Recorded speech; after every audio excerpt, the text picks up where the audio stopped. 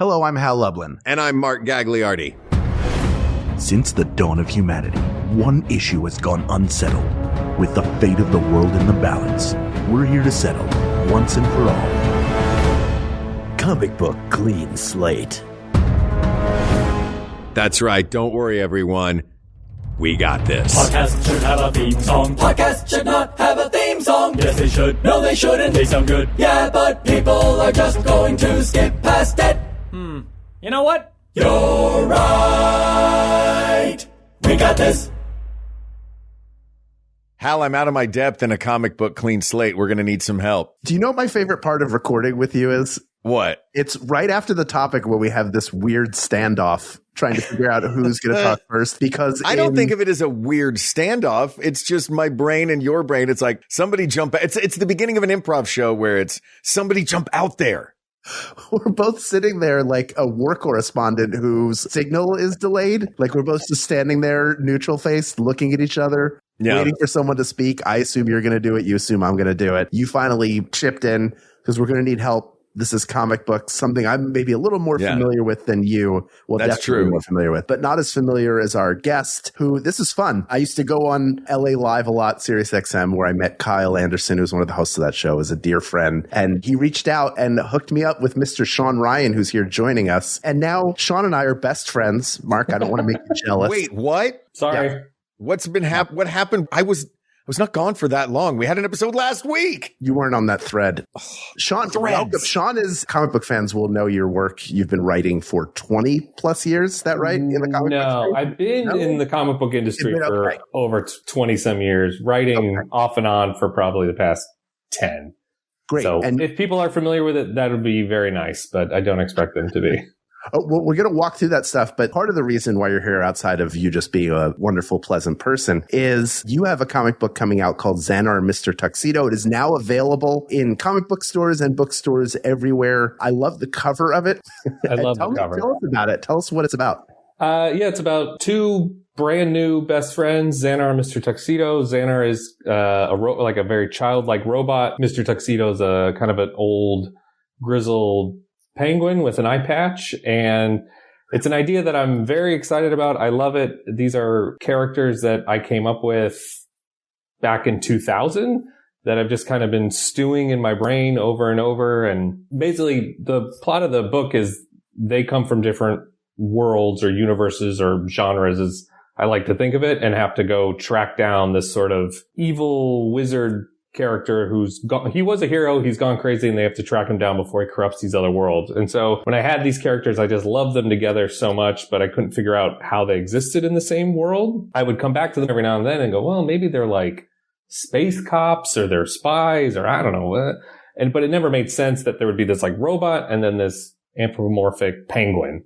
And like, how does that make sense? And then I was like, well, what if they're not? What if they're not from the same world? What if they're from different worlds? And then they get them together like that. And then I got excited because then it's like, well, you can jump to all sorts of places. And you can, like in this volume that comes out, they meet up and they have to go to like a Jane Austen type world. And so that's where the bad guy has sort of, his soul has gone to, and he's corrupting that. And so they have to go to that. And hopefully if we do more, it's like, they could go to pirates or spies, or you can do any genre you want, which is very exciting to me. It's like, I've realized when I'm writing stuff, I just want things to kind of be like Muppet Babies, where every Muppet Babies episode, they could just be like, this is their sci-fi episode. This is the spy episode. So, and then even within the Jane Austen world, the corruption from the bad guy kind of even turns it into kind of like a horror movie, like a haunted house thing. So even changing the genre within the world was exciting. But yeah, it's mainly about these two characters coming together. And like I said, I've had them in my head for 26 years. So I love them. I'm really excited about them. I hope other people get excited about it as well. Like it's from Paper Cuts. It's like a imprint for kids. It's like middle grade, but hopefully, everybody can enjoy it. That's so fun. How is it like to have a character that you created 25 years ago to finally be like, was it just like, I've been waiting for a long time to do this. I've been writing characters that were someone else's canon for a long time. I'm going to create my own. What gave you this moment now to do it? It really was coming up with the idea that they're not from the same world. So it was like locking into a plot? Yeah, because I've had them forever, and I go, oh, but maybe this is a good idea. And then I'd write it for a while and go, well, this doesn't make sense, because if there's like a robot person, but there's also this penguin, does that mean there's other? And then the world gets too big and complicated. So when I stumbled upon this, then I was like, oh, now that makes sense why they're together. Now I can figure out this plot. And then it kind of erupted from there. Like, oh, they can jump from world to world. And then from there, it was like, okay, and then I'll put together this pitch. And I knew through someone else, this book agent, and she represents graphic novels. And I was like, oh, how do I pitch to you graphic novels? And she's like, well, I need 3-page synopsis about the plot, character breakdowns, and the first 50 pages of the script. I was like, oh, okay. So I worked on that for like almost a year, turned it into her, and she said, oh, I don't do graphic novels anymore. Come on.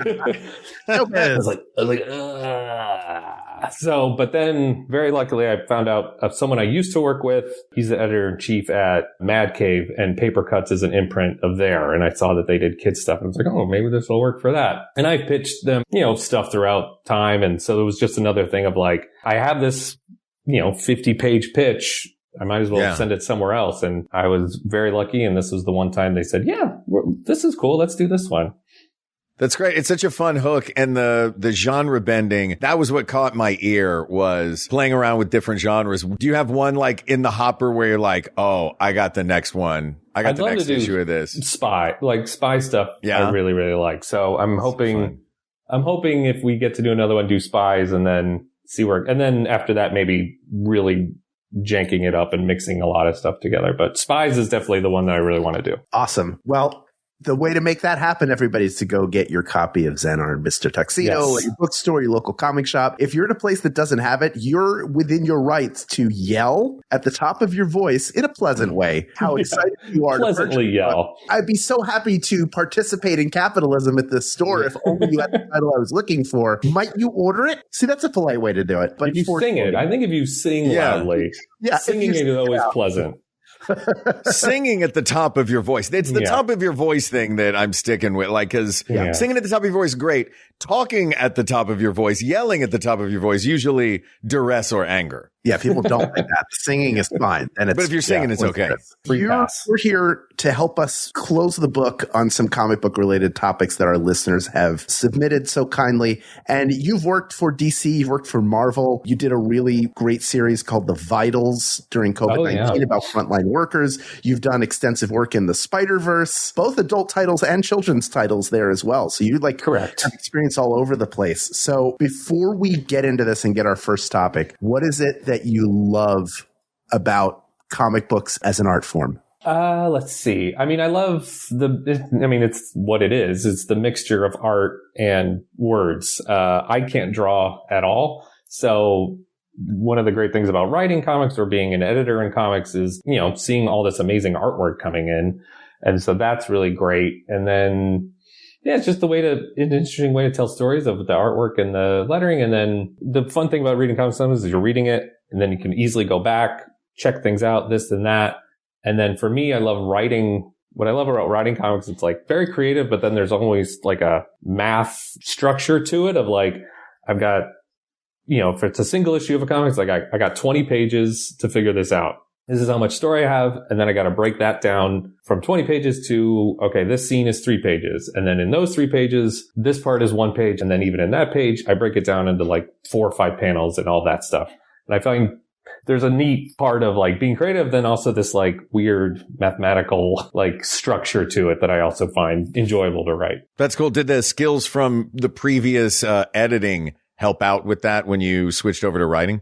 Oh, yeah. I mean, it's just all the time we're working as an editor, just seeing how different people write stuff and then just learning how to pace things out and how much dialogue or that, everyone does things differently. But every time you're working on something, you see how different people write stuff. You learn and try to take from what everyone's turning in and try to learn from them. Fantastic. That's fantastic. Well, we're going to learn from you, especially Mark. Yeah, I'm going to learn a lot. Let's go to our first topic, Mark, you will know this. Yeah. I think. Let's see. Let's find out.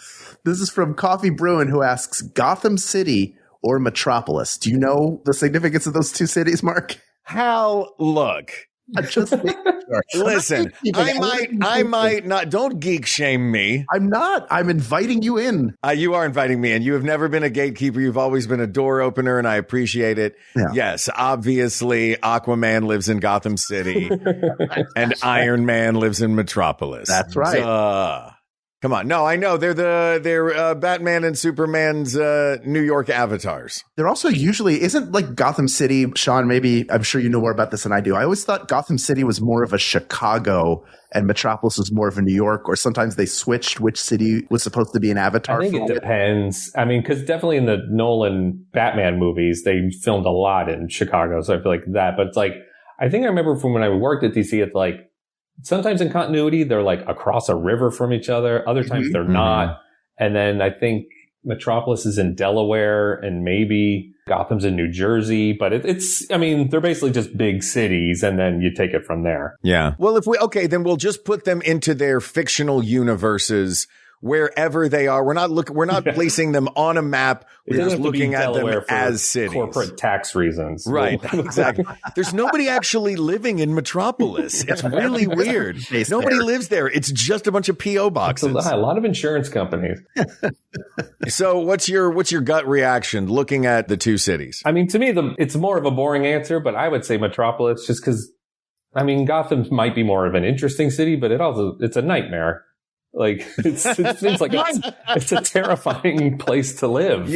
You want to be in the nicer, duller city. Yeah, I think. Yeah. Maybe if you're when you're younger and you're fresh out of college or something, you want to experience Gotham and all of that. But I would say because even just when they draw it, it's like Metropolis is pretty and shining, and the sun is out, and then when it's Gotham, it's dark and the sky is red for some reason, and it's just. This just seems terrifying. Even like both cities are very dangerous. Let's be clear. Metropolis, it feels like there's always a giant robot or aliens who have shown up to destroy things, or your richest resident is trying to buy everything or destroy anything. But in Gotham, you'd show up, they'd be like, "Oh, don't drink the water. The Joker put poison in there this week." Yeah, like, you're like, oh, all right. Yeah, and your richest resident there disappears every time Batman shows up to fix that poisoned water. Yeah, right. No support. What were you going to say, Mark? You had a thought about that? Well, it does, like, for me, yes, as a city to live in, I would probably much prefer Metropolis to Gotham City, because if the threats are enormous, I would be able to look and see them and see where I stand. Like, if I'm a goner, I'm a goner. If I'm not, I'm not. In Gotham, it could be lurking around any corner. But as a viewer of media, I think Gotham City, like, I know more about Gotham City. It's richer to me. The only thing I know about Metropolis is the Daily Planet's logo and that Superman lives there. Yeah, Gotham is definitely more exciting and interesting if it's stories, but if it's living, I'll choose because even I feel like people in Metropolis might even get jaded to it. They're like, well, I'm sure he'll take care of it. The strongest being in the universe will just come fly in. Fine. He's real fast. He can deal with all of this. And also, like, if my cat's stuck in a tree, Superman take care of it. He's got that. Yeah, he'll take care of it. Batman's not getting cats out of trees. No, geez, the entitlement in Metropolis. I expect my Superman. What the heck? A very smug populace. Also, Mark, what are the things you know about Gotham? Like, don't go to the opera house. Don't go to the opera house. Shot in the alley. Don't go to the theater with your parents. Yep. Well, don't go to Crime Alley. That's it's specifically called Crime Alley. You know, all the tourists go there. Like, I want to see real Crime Alley. Gotten real commercial. Yeah. Gotham City to me is Tim Burton's Gotham City, because that's what it was when I was a kid. So that was the version, the evocative, like, theatrical set of a Gotham City. That's like soundstage Gotham City. Yeah. Christopher Nolan's is on location Gotham City, you know? So I like soundstage Gotham City, I think. But, you know, we're looking for the objective answer to this question. And if living there is part of it, like, its Zillow score, average Zillow score being higher would probably be Metropolis. Yeah, I feel like I just took it as living there, but I wasn't sure if this question, if it encompasses everything about the two places, not just living there, I would say Gotham City. But if it's specifically living, I'll choose Metropolis. But if it's everything, I'll say Gotham. Wouldn't it be better to meet Superman than Batman, though? 100%. Also, like, being there, Yeah. I would rather have that hero save me than like. I think look, Batman did definitely stop that bank robbery, but he was crying during half of it, and yelling during the other half. I don't feel safe around the villains, and I do not feel safe around that hero. Yeah. He has this young boy jumping around with him. We don't know. The kids don't know what's going on. Every time And why did he call us mom and dad? We're not his parents. He only did it twice, but still. He was punching a trash can for 10 minutes, yelling, "Take that, Joe Chill." I don't know what that means, but we were already well done. Everybody's giving their statements to the police. Everyone just backing away. And how do we vote in a new commissioner whose solution to everything isn't a spotlight? We take a little bit of responsibility in this city. Yeah, right? Oh, well, we're over budget. I'll go up to the light. He's not going to help with that. He might. You don't know. He's good with numbers. Yeah. All right. So we're going with Metropolis to live there, Gotham City for the spicy. Yeah. All Which right. means Gotham's the place you visit. You'd rather live in Metropolis. Exactly. Yeah. All right. Asked and answered. All right. Nick Sorbo asks, code names or given names? I assume this means for superheroes. Like, I maybe do I need a clarification on this question? I feel like I do. Is a code name like, is Frank Castle's a given name? Is the Punisher a code name? Like, that's the hero name. And Ken's answer was actual name or code name. The code name is the part that code name's the part that we don't quite understand. Yeah, code name is like their hero like name. your superhero.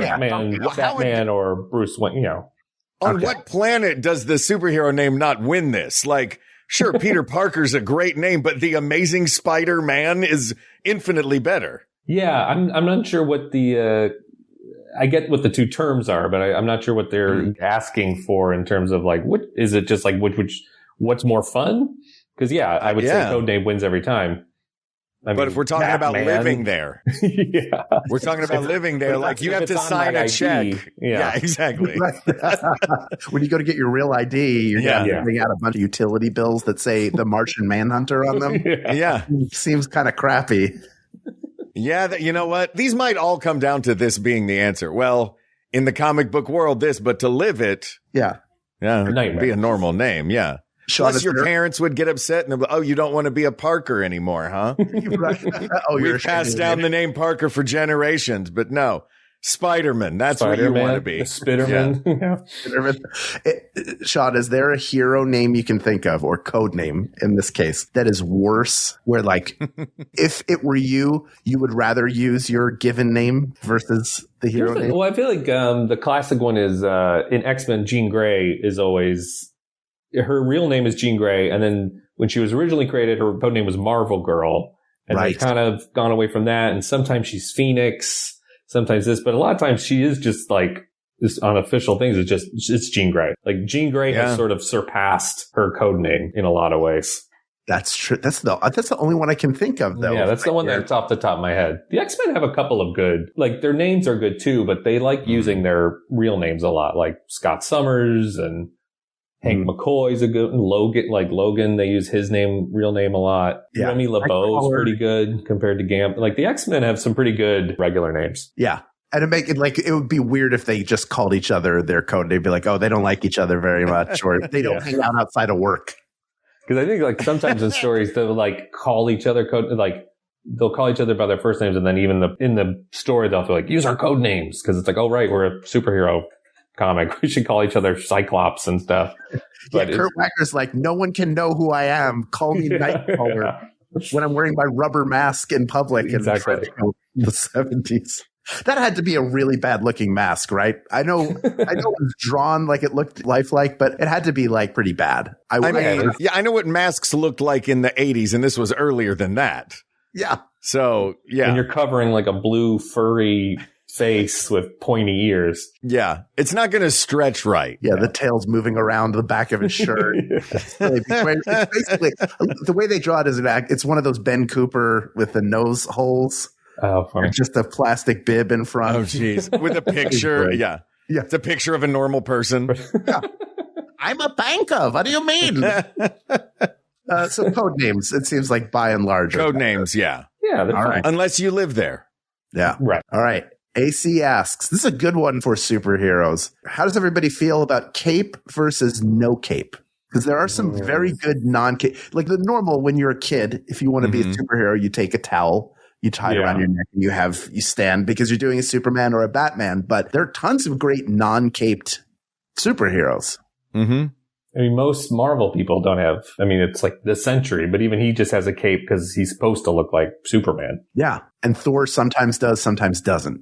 Yeah. Ending. It's like a decorative like piece of clothing almost, it feels like too. It feels like this is form or function. You know what I mean? Because form dictates it's not going to be useful unless you're Doctor Strange and it can help you out in a fight. But for the most part, it is a decorative thing that it comes from like, because it came originally from the comic book, from the Superman comic, and the fact that that's what like the muscle man in the circus would wear. That was his version of flashy.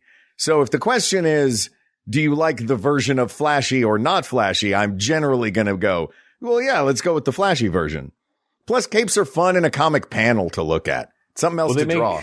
And they're great ways to show movement.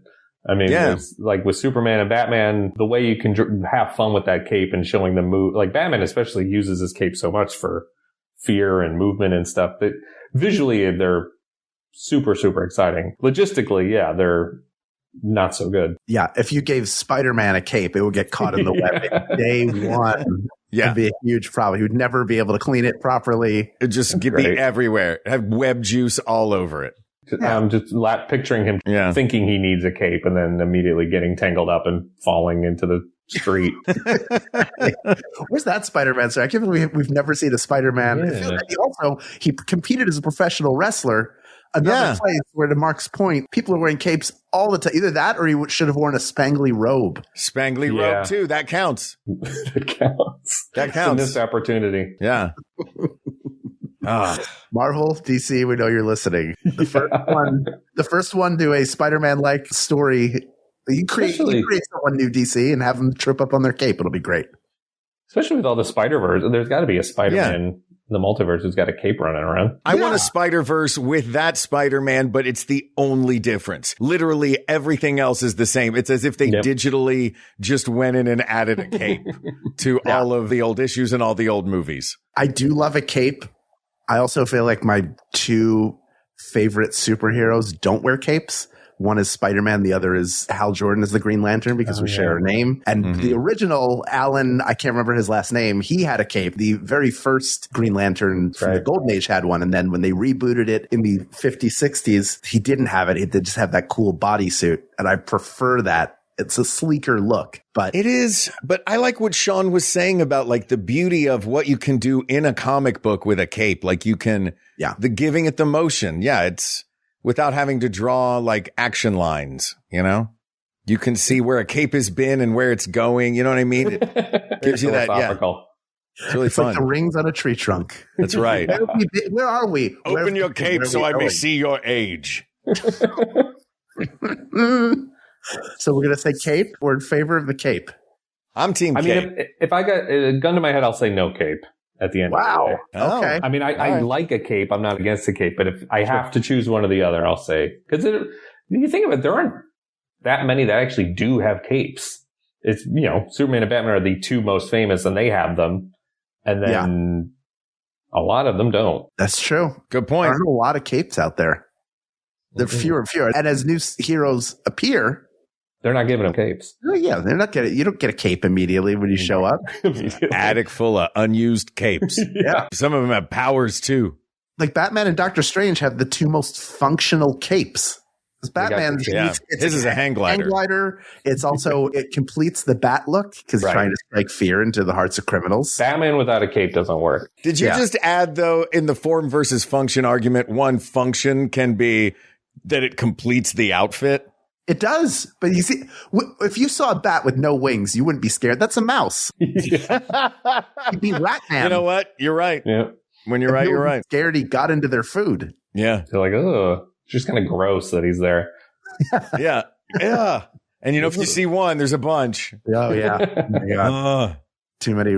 All right. Look, I've obviously been outvoted in this one. I know, Hal, your favorites are have no capes. And I get it.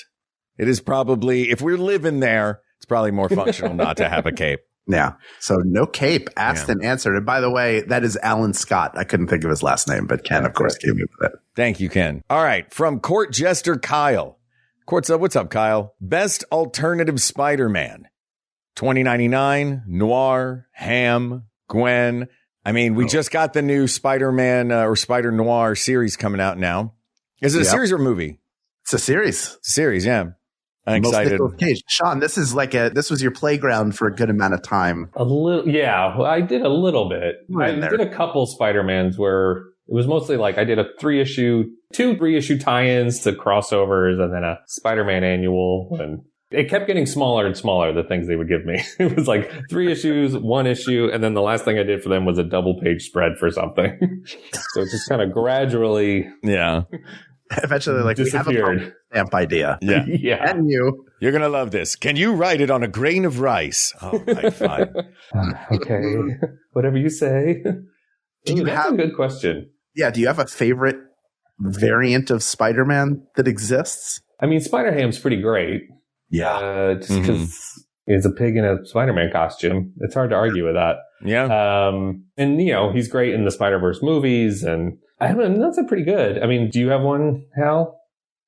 I also immediately go to Peter Porker, the Spectacular Spider-Man. Because it's so ridiculous. Yeah. Yeah. It also feels like Spider-Gwen, outside of the movies where she's a great character, has really sort of taken off. Oh, yeah. As like an important character. Miles Morales also.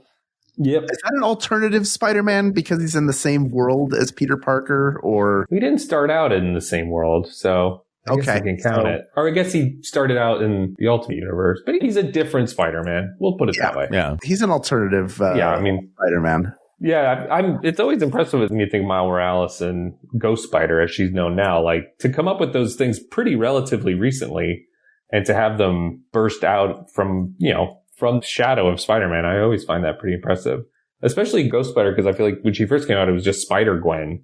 Mm-hmm. I got Spider-Gwen. And then she became so popular, like, oh, she needs like a real code name because like they needed to come up with Ghost Spider after a while. They didn't call him Spider Peter or Spider Miles. Exactly. And they're like, oh, wait, she needs a real one. And like now there's that Spidey kids show on Disney Plus. And so like my kids, Miles and Gwen, they're just part of the group. That's just part of who's in Spider-Man. Are those like Spin? Yeah. They call him Spin on the show because they can't have two Spider-Man. They call Miles Morales Spin. Sure. My son's favorite. Spin is his favorite. I love that. Yeah. It's interesting. It feels like it would be between the three of them. I would maybe throw Peter Porker in there just because he's such a bizarre character. Yeah. 2099 and Noir are cool, but it's also like here's Spider-Man, but in the future. Here's Spider-Man, but in a noir setting, as opposed to here's a biracial kid whose uncle is a supervillain. Like he's got that complex life that Peter Parker has, where it's just impossibly difficult to be him, but also brings a fresh perspective. That it's not like here's another straight white dude who got superpowers, and then Spider-Gwen is a cool sort of an alternate history. Yeah. But are we considering Miles Morales an alternative Spider-Man? Because I would put him as just a canonical Spider-Man. Like the ones listed here are the alternatives to Miles Morales. Right. It's a real semantics argument. Yeah, I would argue that if it's the alternate Spider-Man, then we go as far from Spider-Man as possible. Like how far were the writers and creators of this willing to go to create an alternative Spider-Man?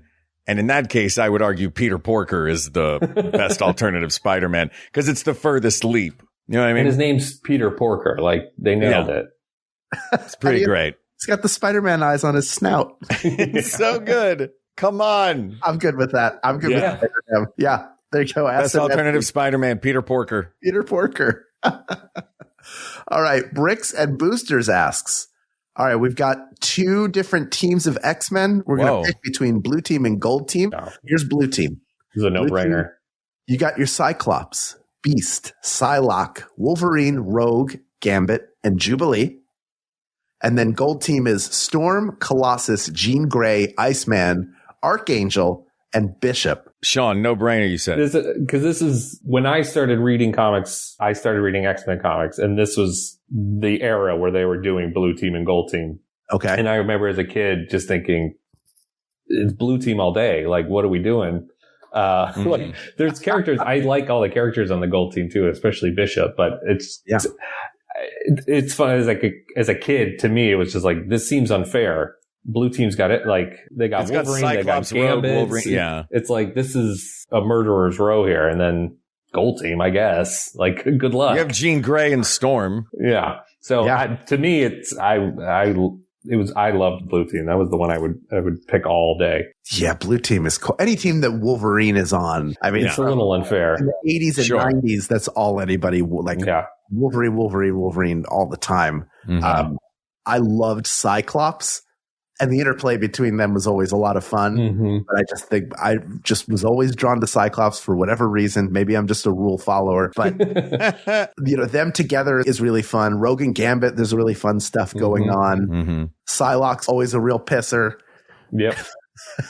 You don't have like this, the interpersonal issues aren't at play as much in Gold Team, like classic versions. Not that the assumption is everybody's going to get along well. You can always create issues, but like there's just so much fun baked into the people who either don't get along or get along way too well that have to function as a team and make decisions independent of sometimes their personal feelings and other times directly because of or in conflict of, like they have to do the opposite of what they might want to do because it's best for the team. Or, it happens that doing the right thing from a human or mutant perspective is also in the best interest of the team.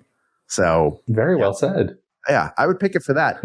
I was just like, they're cool. Yeah. No, they are though. That is what makes them cool. Shout out to the Gold Team for having half of the original X-Men or 60% of them. You got Iceman, Archangel, and Jean Grey all together. I feel like it's all just kid brain. So like I feel slightly different. As a kid, I just remember thinking like Iceman, he's boring. Archangel's weird, he's boring.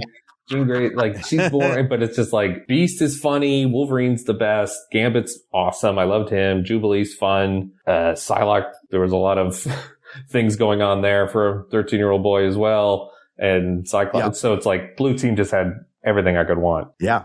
Mark, did you have an impression one way or the other looking at those lineups? I mean, I'm looking at this going, what do I know about? Most of my X-Men knowledge comes from all of the movies. Okay. Going back, starting with Patrick Stewart onward. So looking at these, I go, if I'm looking at this going, who could win in a fight?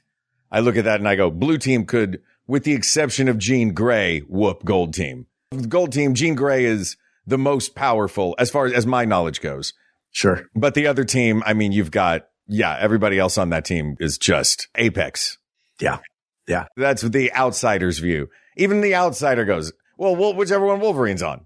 Hey, if they're fighting, Ro can just take their gloves off and steal all their powers. Exactly. That was it. I'm like, I look at this and I'm like, each one of these had a movie where their power was the most powerful thing in the world. Except Cyclops. Except poor guy. Bless. He's fine. He went and did jury duty. Exactly. Yeah. He's doing just fine. He's doing great. He's got those 2 seconds in the Doomsday trailer that makes up for a lot of stuff. Truly, like, I was like, this is what I'm waiting for. And then I realized after watching it, there's no way he gets more than like 3 minutes of screen time before he's completely gone. But I'm fine with it. Is he's like South Park's Kenny. Yeah. He's the Kenny of the Marvel Cinematic Universe. Oh, there goes Cyclops. Got to avenge Cyclops. Yeah. Godspeed, sir. Got to avenge you. As long as they kill him on screen this time. That was the thing that always bugged me about X-Men 3. Didn't he get like flooded? Was that what happened? I think you don't see him. My memory of it, at least, you don't see him die. I think they just show his glasses and you're like, the poor guy. I felt, it was very frustrating. You just hear softly in the background, oh no, he tripped.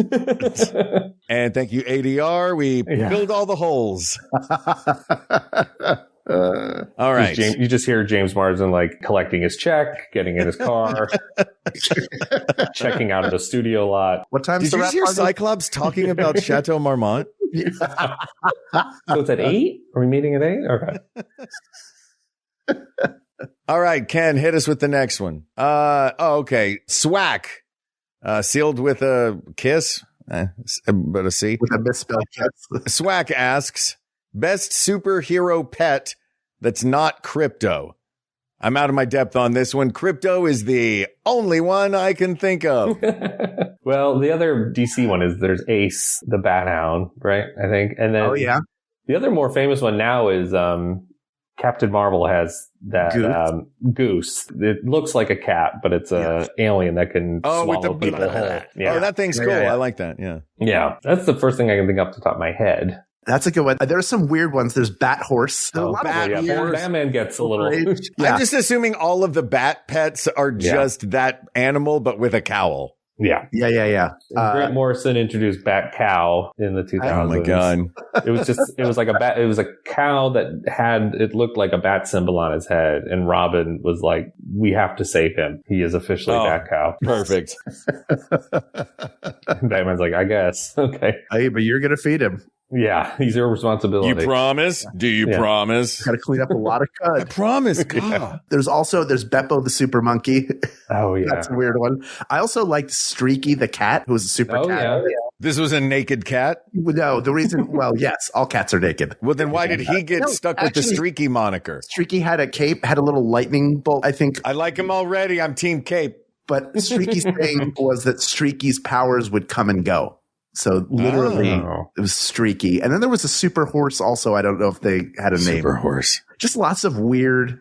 DC, they throw anything back in the 40s, they were throwing everything at the wall. Yeah. Did they ever make a He-Man comic book? Because Battle Cat could be up there, but it's starting to It was Marvel, I think, put those out. That's a good one. Comet was the horse. Comet the super horse. Oh my goodness. Comet the super horse. Yeah. Are there any more famous than Goose? I mean, Goose has motion. Goose is pretty great. I'm sure people are screaming them as they listen to this, but it's one of those things. Once you think of one, that's all your brain can think of. You're like, okay, Goose. Yeah. And then there's also Goose. Goose is also one. Oh, what about Goose though? Yep. Forgot about Goose. Yep. Forgot about Goose. Oh, the pizza dog. I think is Lucky from Hawkeye. Oh, right? From Hawkeye. That's a good one. From Matt Fraction's Hawkeye run, which is really fun. Who's the golden retriever that went to space that Tavan the Collector had? And then he joined up with the Guardians of the Galaxy. Cosmo. Cosmo's good. Feels like less like Cosmo's a pet fun. And more. Is he a pet or is he's sort of his own, he or she? It's a gray area.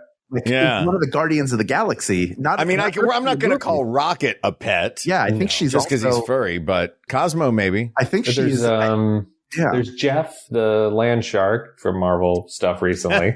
Oh yeah, he's fun. Oh, man. Oh, that's a good one. Is sentience what makes you a pet or not a pet?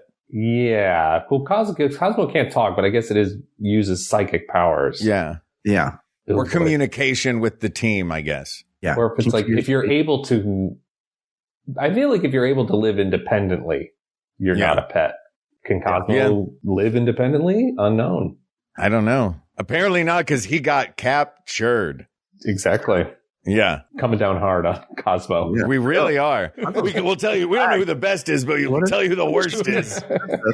Take that, Cosmo. Cosmo, I think you're great. Mark 8. Get your house in order, Cosmo. Yeah, really, Cosmo. This is not coming from me, but I have to back them up. Cosmo, we all wrote you letters. Yeah. Well, there's the Deadpool dog from. Oh, yeah, the world's ugliest dog. Dogpool. Yeah. It was right there. Oh. I mean, that's pretty good ones. That's a good one. Yeah. Oh, this is tough. The guilt in me wants to give it to Cosmo now. Because we went so hard against her. I mean, she's pretty great. It's a great look. I love that spacesuit. There's the animatronic of her in Disneyland, which is a great one. Just in that cosmonaut suit. And yeah, I mean, I'm cool. Just I do love it. After talking so much nonsense about Cosmo. I know. Yeah, if we can't have Crypto, we'll take Cosmo. We'll take Cosmo. Another dog into space. Yes, exactly. From the back of the pack to the front. Good job, Cosmo. You good girl. You're a good girl. Space dog, Way the Samurai. All right.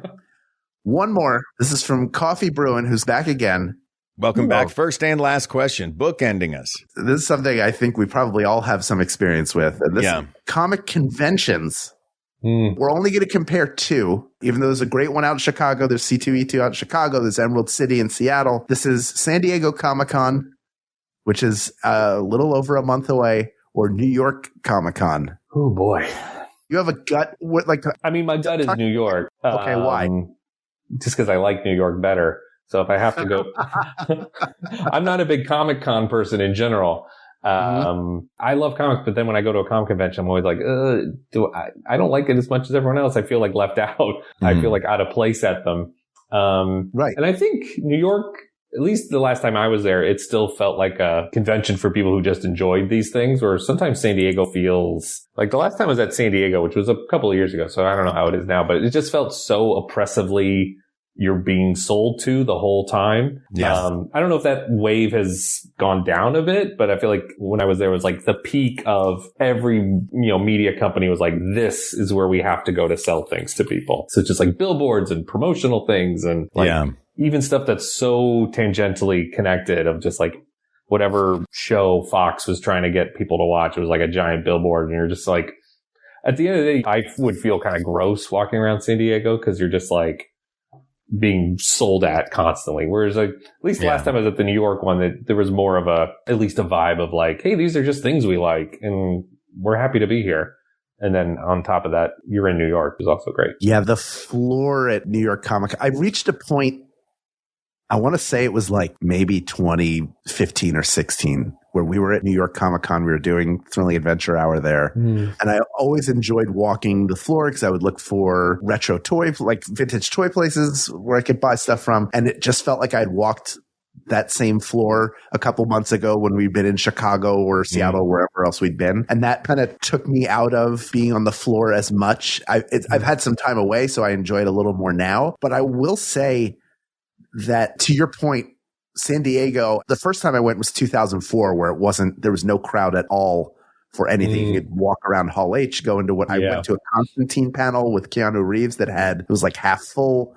Now you go and there are people who wait in line for an entire day for a chance to get into Hall H and never give up their seat, even if they have to go to the bathroom, because they might miss the next Robert Downey Jr. being revealed as Dr. Doom. And the actual convention floor is also really like, Mattel is a third of it.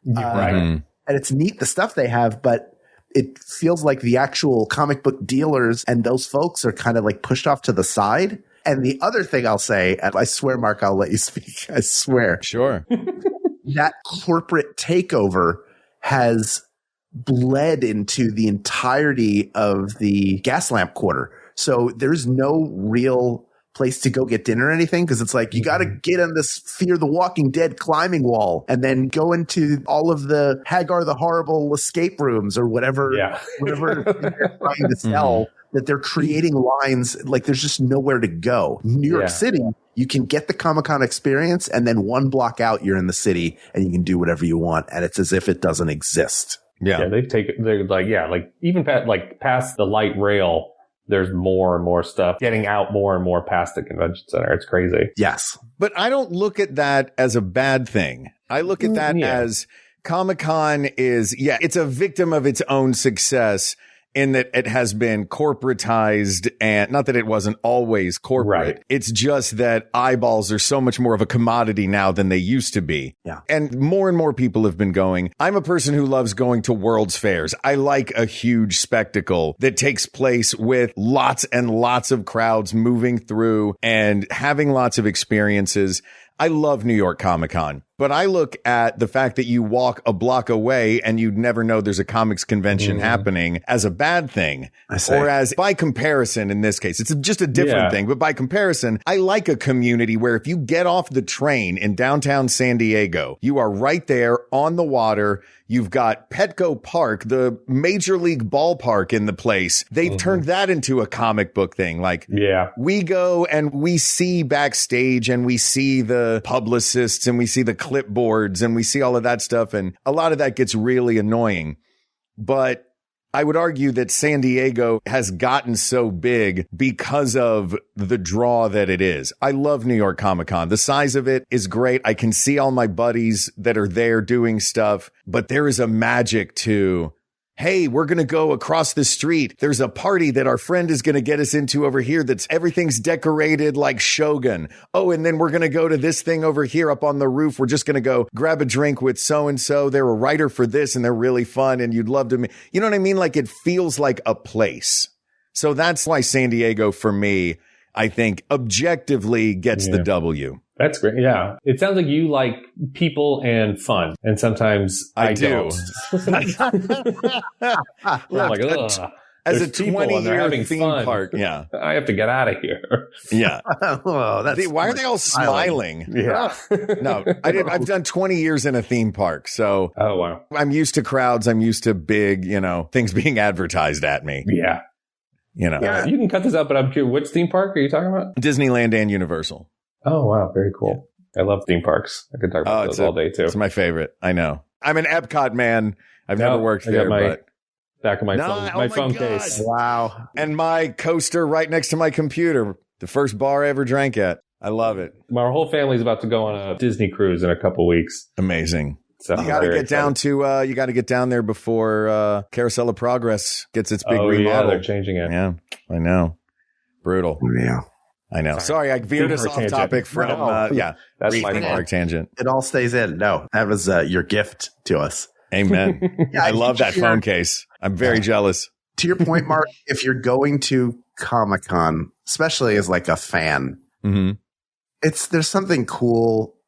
Going to New York Comic-Con is fun, but San Diego Comic-Con is the mothership. Like it or not, whatever it has become, you've got to go there once. Really cool. Yeah. Overwhelm me. Yeah. Like last time when I was at San Diego, it's like, oh, we win. And then I'm walking, like you said, like I'm 4 or 5 blocks away. I'm at some restaurant and there's 2 women just sitting at the bar. One's dressed like Betty Rubble. The other's dressed like Wilma. And you're just like, that's kind of the magic of San Diego Comic-Con right there. Oh, yeah. Yeah. Yeah. It was very exciting. The first time I got to go there, getting to do a panel there was like a bucket list. I was so excited to get to do anything. I mean, I might also have, you're not supposed to keep those placards, but I have all of mine. Of course you do. I do also have negative, because I did go to San Diego right when I started writing New Suicide Squad for DC, and only like 2 issues had been out so far. So like no one really knew about it. No one really knew me. And so they put me in the booth for a signing with 2 other creators who I think were doing like Nightwing or something else. So I was there for like half hour, 20 minutes for the signing, and literally like no one had me sign anything. So it was just like people would come up, they'd get signed by the 2 other guys. They'd look over at me, the wheels would turn a little, and then they would leave. I've had that. That's every time I've had a signing table. So many times. That's why I don't do that anymore. Like, we don't need to. We don't need to point out that no one knows who I am. Yeah. You know what a better use of my table would be? Put pizza on it for people to eat. That would be better. Everybody would enjoy that. Stack of Costco pizzas. Just a stack of them. Yeah. I'll serve the pizza. I'll feel good about that.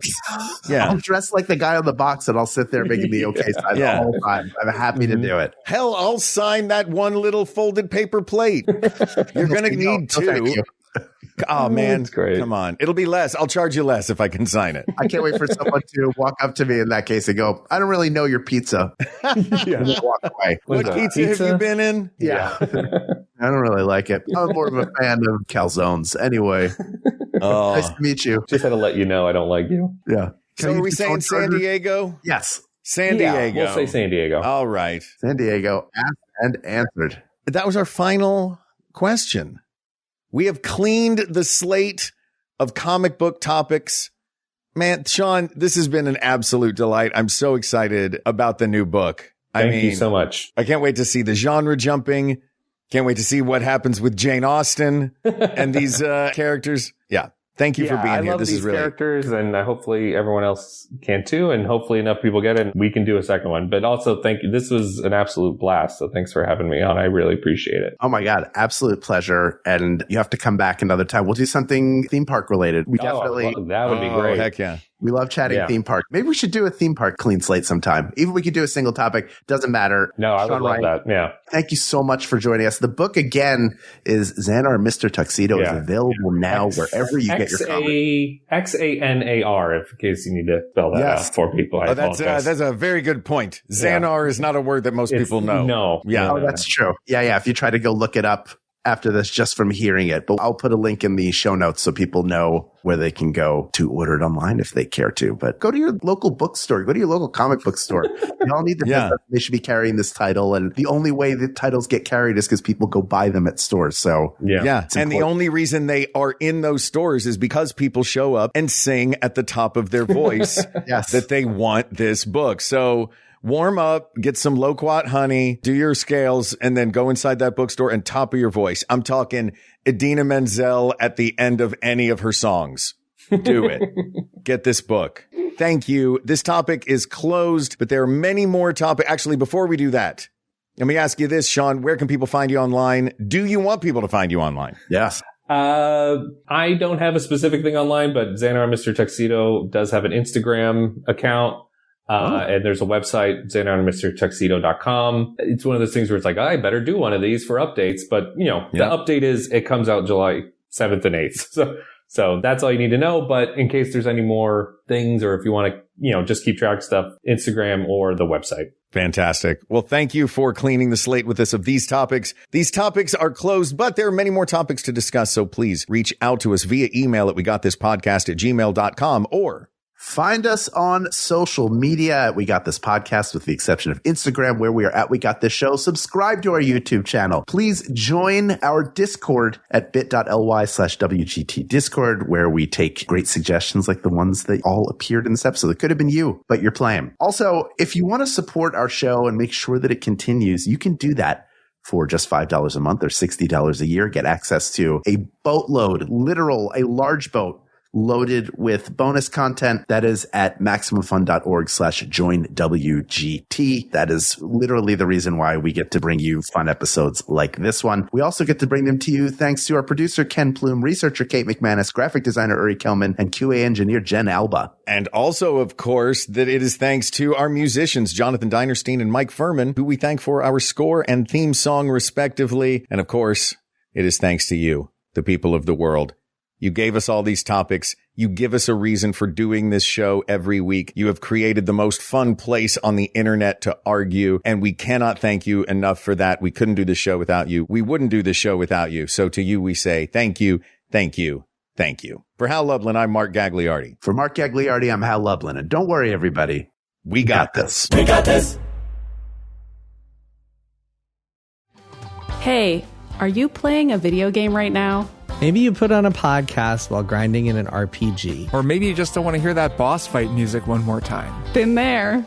I'm Maddie Myers. I'm Jason Schreier. And I'm Kirk Hamilton. We're the hosts of Triple Click, a video game podcast. A podcast you can listen to while you do other things. Like driving or cooking or playing video games. On Triple Click, we share our thoughts on the latest games. And breaking news out of the video game industry. And we also talk about other stuff besides games. So while you're doing something else, make sure to check out Triple Click.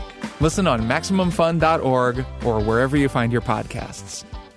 The Flophouse is a podcast where we watch a bad movie and then we talk about it. Robert Shaw in Jaws, and they're trying to figure out how to get rid of the ghoulies, and he scratches his nails and goes, I'll get you, ghoulie. He's just standing above the toilet with a harpoon.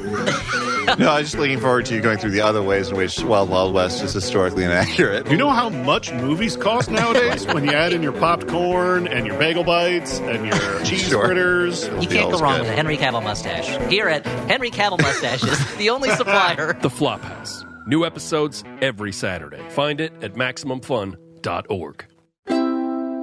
MaximumFun.org. Comedy and culture. Artist owned. Audience supported.